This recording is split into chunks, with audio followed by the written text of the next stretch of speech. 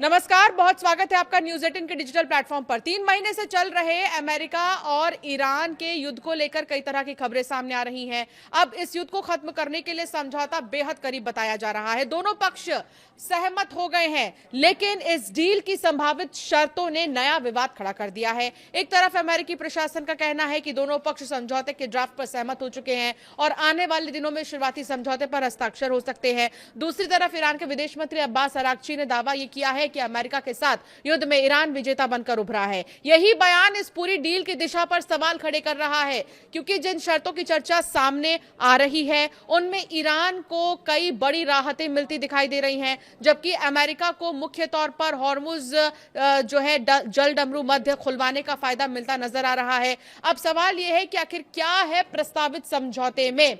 तो रॉयटर्स की रिपोर्ट के मुताबिक बातचीत से जुड़े विभिन्न सूत्रों ने कहा है कि प्रस्तावित समझौता ज्ञापन के तहत ईरान हॉर्मुज जल डमरू मध्य को फिर से खोलेगा और इसके बदले अमेरिका ईरान की फ्रीज हुई अरबों डॉलर की संपत्ति रिलीज करने की प्रक्रिया शुरू कर सकता है। साथ ही ईरानी तेल निर्यात पर लगे कुछ प्रतिबंधों में भी राहत दी जा सकती है। हालांकि अमेरिकी अधिकारी का दावा यह है कि यह समझौता अंततः ईरान के परमाणु कार्यक्रम को खत्म करने की दिशा में जाएगा। इसके तहत उच्च स्तर पर एनरिच्ड यूरेनियम के भंडार को नष्ट या हटाने और निरीक्षण व्यवस्था लागू करने की बात कही गई है, लेकिन अरागची ने साफ कर दिया है कि ईरान अपने परमाणु कार्यक्रम को खत्म करने के लिए तैयार नहीं है। उनका यह कहना है कि ईरान की पसंदीदा व्यवस्था केवल यूरेनियम को कम समृद्ध स्तर पर लाना है, पूरी तरह खत्म करना नहीं।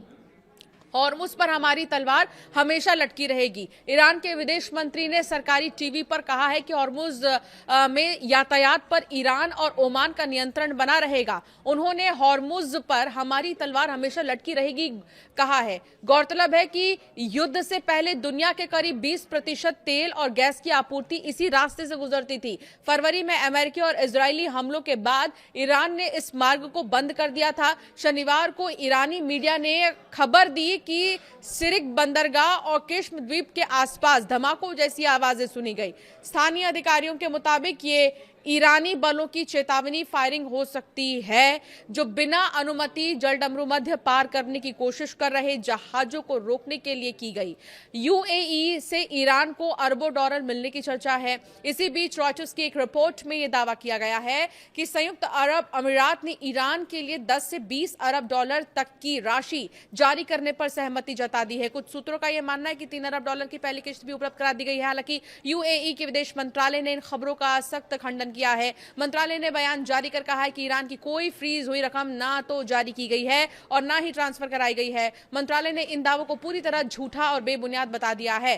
तो सेंटकॉम का बयान भी आया है। अमेरिकी सेंट्रल कमांड ने दावा यह किया है कि उसने हॉर्मुज के पास कई ईरानी वन वे अटैक ड्रोन को मार गिराया। सेंटकॉम के मुताबिक ईरान ने ऐसे कई ड्रोन लॉन्च किए थे जिनका उद्देश्य क्षेत्र से गुजर रहे वाणिज्यिक जहाजों की आवाजाही को बाधित करना था। अमेरिकी सेना ने कहा है कि उसके बलों ने हाल के घंटों में सभी ड्रोन को नष्ट कर दिया और जल डमरू मध्य से जहाजों की आवाजाही बिना किसी रुकावट के जारी है। सेंटकॉम ने यह भी दावा किया है कि अंतर्राष्ट्रीय समुद्री व्यापार गलियारा पूरी तरह खुला है और जहाजों का आवागमन सामान्य रूप से चल रहा है। वॉशिंगटन का दावा यह है कि व्हाइट हाउस के करीबी सूत्रों का कहना है कि हालिया अमेरिकी सैन्य हमलों ने ईरान को बातचीत की मेज पर लौटने और प्रस्तावित समझौते को स्वीकार करने के लिए मजबूर किया।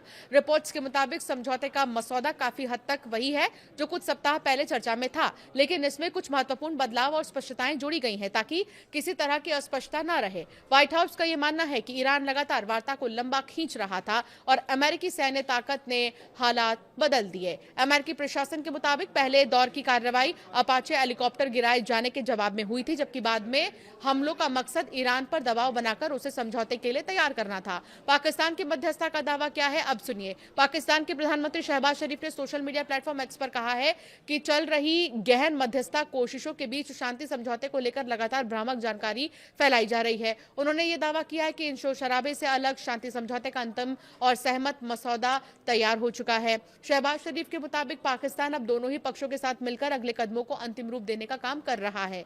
उन्होंने कहा कि शांति समझौता पहले कभी इतना करीब नहीं था जितना अब है। अमेरिका और ईरान की डील को लेकर अब क्या है अपडेट, आपको ये बता देते हैं। इस समझौते की एक और बड़ी बात यह है कि युद्ध की शुरुआत अमेरिका के साथ करने वाला इजराइल इस वार्ता का हिस्सा नहीं है। इजरायली प्रधानमंत्री बेंजामिन नेतन्याहू पहले ही कह चुके हैं कि उनका देश इस समझौते का पक्षकार नहीं होगा। हाल के हफ्तों में लेबनान में सैन्य कार्रवाई को लेकर ट्रंप और नेतन्याहू के बीच मतभेद भी सामने आए। अराक्ची ने दावा किया कि समझौते से लेबनान में युद्ध भी खत्म हो जाएगा और इजरायली सेनाओं की वापसी का रास्ता बनेगा। हालांकि इजरायल के रक्षा मंत्री ने यह साफ कहा है कि उनकी सेना पीछे नहीं हटेगी। तो आखिरी दौर में दोनों की बातचीत है और इस बातचीत, इस सहमति को देखना होगा कि कब अंतिम रूप मिलेगा।